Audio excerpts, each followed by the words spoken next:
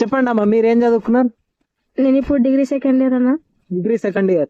మరి degree second year చదువుకుంటా మీరు ఈ విధంగా కూలికి వచ్చినారా? మరి ఏం చేస్తున్నా, మా డాడీ లేరు, చనిపోయారు. అమ్మ ఒక్క ఆమెనే కష్టపడుతుంది, చిన్న చిన్న తమ్ముళ్ళు ఉన్నారు. కూలి పని చేస్తేనే కదా సార్ కడుపులోకి వస్తుంది.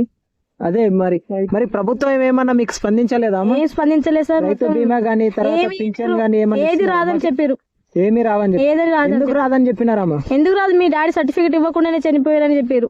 సర్టిఫికేట్ ఇచ్చి చచ్చిపోతారు ఎవరైనా చచ్చిపోయే వాళ్ళు? సర్టిఫికేట్ లేదు, అసలు సిగ్నేచర్ లేదు. భూమి ఉంది, భూమి ఉంది కానీ రైతు బీమా కూడా రాలేదు. అంటే ఏజ్ అయిపోయిందని చెప్పిరా లేదంటే సర్టిఫికేట్ లేదు, మీ డాడీ సిగ్నేచర్ లేదని చెప్పారు. మీ డాడీ సిగ్నేచర్ లేదని సిగ్నేచర్ లేదు, సర్టిఫికేట్ ఇవ్వలేదు మీ డాడీ. అది బీమా పథకంకి అప్లై చేసినట్టు సర్టిఫికేట్ రాలేదు మాకు, ఇప్పుడు ఇవ్వడం కుదరదని చెప్పేసారు. మరి మీరు చదువుకుంటున్నారు కదా, చదువుకుంటూ ఇట్లా పని చేసుకుంటూ వస్తుంటే మరి మీ తల్లిదండ్రులు ఏ విధంగా ఫీల్ అవుతున్నారు? బాధపడుతున్నారు? చాలా బాధపడుతున్నారు. తల్లిదండ్రులు బాధపడకపోతే ఏం చేశారు? మరి మీరు ఏం చేయాలనుకుంటున్నారు మరి ఫ్యూచర్ లో? ఏం చేయాలనుకుంటాం, ఇప్పుడు ఇలా కష్టాలు వస్తే ఏం చేస్తాం? ఏదో ఎదగాలనుకుంటాం. ఇలాంటి కష్టాలు పడితే ఏడ ఎదుగుతాం? ఈడ ఉన్న ప్లేస్ లోనే ఉంటాం ఇలాగే ఏడ్చుకుంటూ.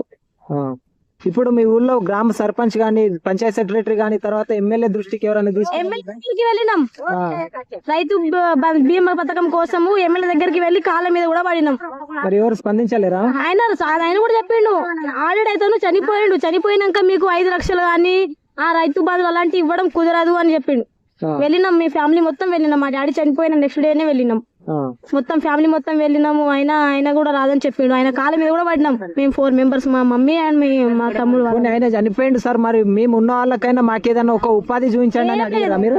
అసలు ఏం కుదరమ్మా, తర్వాత చూద్దామని చెప్పారు. ఇంకేమైనా అడగడానికి పోతే ఆయన ఊరేసుకున్నాడు అని సూసైడ్ మీద వస్తే 2 లక్షలు ఇస్తామని చెప్పారు. సూసైడ్ చేసుకున్నాడు అని చెప్పుండి 2 లక్షలు ఇస్తాం అంటే మేము ఎందుకు అవ్వాలని చెప్తాం? 2 లక్షల కోసం మేము మా డాడీ సూసైడ్ చేసుకున్నా చెప్పాలా? సూసైడ్ చేసుకొని చెప్పుండి మీకు 2 లక్షలు ఇస్తామని చెప్పి. అవును, అట్లా చెప్పారు. అట్లా అబద్ధం చెప్పమని చెప్తున్నారు. అలా చెప్పుండి 2 లక్షలు ఇస్తాము, లేకపోతే ఏది కూడా రాదమ్మా అనేసి చెప్పారు మాకు. డెత్ అయినప్పటికి కూడా ఆయనను ఊరేసుకుని చనిపోయిందని చెప్పండి, మీకు 2 లక్షలు ఇప్పిస్తామని చెప్పేసి స్వయంగా మన ఎమ్మెల్యే కాన్స్టిట్యూషన్ భూపాల్ రెడ్డి గారు చెప్పినట్టు చెప్తున్నారు అన్నమాట. ఈ విధంగా ప్రజా నాయకులే అబద్ధాలు ఆడితే మరి ప్రజలు ఏమైపోతారు?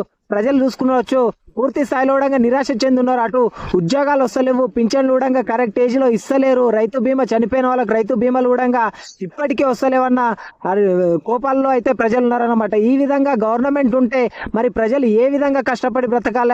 ప్రజలకు ఎలాంటి నేనున్న భరోసా అన్న కూడా ప్రభుత్వం ఇవ్వకపోతే మరి ఏ విధంగా ఉండాలా? వీళ్ళు పూర్తి స్థాయిలో కూడా కన్నీరు మున్నీరుగా వీళ్ళు ఏడుస్తూ ఉన్నట్టు పరిస్థితులు మనం చూస్తున్నాం. ఇలాంటి ప్రభుత్వానికి మళ్ళీ ఓట్లు వేస్తారా అని చెప్పేసి కూడా అడుగుదాం. చేస్తారా అమ్మ ఇంకొకసారి ఓట్లు? ఎందుకు సార్ స్టడీ చేసినాక ఎందుకు ఇలాంటి పని చేసినా బెటర్ కదా.